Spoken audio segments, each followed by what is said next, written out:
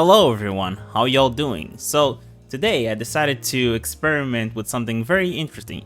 You see, for anyone that collects physical media, we all sort of are in agreement as far as one of the biggest misconceptions that we really wish to one day sort of dismantled is this idea that when you buy a physical disc, whether it's a PlayStation 5 game or PS4, Xbox Series S or X game, or even a Switch game card, there's always this sort of like sentiment that a lot of people have that when you buy a lot of these physical discs, you're essentially just buying a placeholder. They're essentially just codes to download the game, that you don't actually own anything like that. Like, you haven't owned games since the PlayStation 3 generation is what many people often say.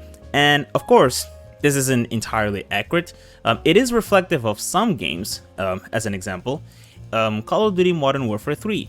Now this is an example of a game in which this opinion would actually be correct, because not only does the game require you to stay connected to the internet in order to work, but furthermore, a lot of the times when you buy the disc, the only quote-unquote data there is somewhere around like a few kilobytes. Like, there's really no game data on the disc. It really is the definition of a placeholder in order for you to download the game. In fact, technically speaking, well, actually Modern Warfare 3 may not be the case, but nowadays with Call of Duty games, you essentially download the game through the Call of Duty launcher.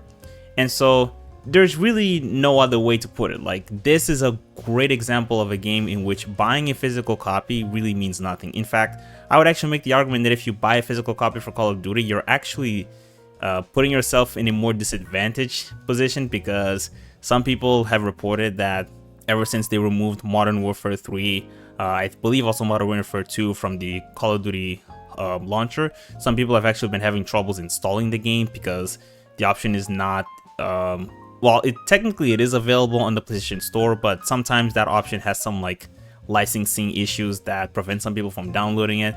It isn't affecting everyone, but it is affecting some people. And so this is definitely an issue that exists, and it's one of the things that I do hope to emphasize, that me saying that the vast majority of physical media out there are not guilty of this is not the same as me saying this isn't an issue that is affecting some games. It absolutely is. Physical media is not immune to some of the preservation and ownership problems that we've been discussing throughout the past few years. In fact, in many ways, it can be just as affected. So I just want to make that abundantly clear. But with that said, I would still make the argument that if you're someone that owns a PlayStation console or an Xbox console or a Switch console, it generally makes more sense to buy a physical copy over buying it digitally. Because if you buy a physical copy, the vast majority of the times you're just getting an overall better deal, because oftentimes you actually do own a piece of the game.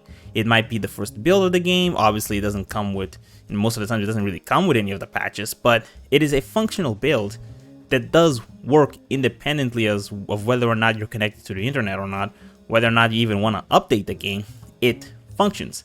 And so that's kind of what I want to debunk with this video. Is I want to show you recorded footage of me showing you that when you do indeed buy a physical copy of a PlayStation 4 or 5 game, you generally do have some semblance of ownership of that. And I ended up creating certain conditions that I think will very much emphasize this idea.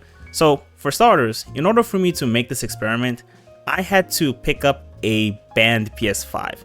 When your console is banned, you can't really connect to PlayStation servers. Like, you can't. And aside from that, like, the firmware version that's on the console is like, I believe it's 11.20, so it's not the latest firmware, meaning that even if the console wasn't banned, it still wouldn't be able to connect to a lot of PlayStation servers, because PlayStation has this thing where if you're not connected to the latest firmware, a lot of the online functionalities are just not going to work. But beyond that, I also made sure to just completely disconnect it from the internet. So let me recap. The console is banned, it's at an older firmware, and it's also completely disconnected from the internet.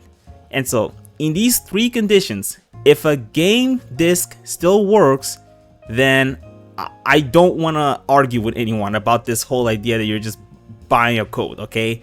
With these three conditions, there's no way you can make that argument. And to further emphasize this, I made sure to record the installation process for the games that I decided to test, which I believe is somewhere around like 5 games if I'm not mistaken, or more. I do have more than 5 physical copies, but I'm not gonna test every single disc that's on my room. That would take a lot of time, and honestly it would make this video unnecessarily long, because honestly I feel like you can very much make the point with even just a few discs that I do have. But of course, even if I did test the installation, obviously I'm not gonna go out of my way to like play the game from beginning to end, because that would require even more extensive testing. But if you really want to know as far as whether or not a game can be playable even if you play the version 1.2 build without any patches, then I very much recommend you visit Does It Play, because Does It Play is an excellent website for that. They will oftentimes test games. They'll test to see whether or not the game can work offline. They'll test to see if the game, even if you run the version 1.0 build of the game, and whether or not it works. And I think they have a pretty extensive catalog. I think this percentage alone that's being shown here is hopefully something that I think can further add to the argument that I'm trying to make. But of course, you know, you can check them, you can check to yourself, you know, if you have a certain game that you want to see if it works or not. I would very much recommend you visit their website to see like at least what their findings are.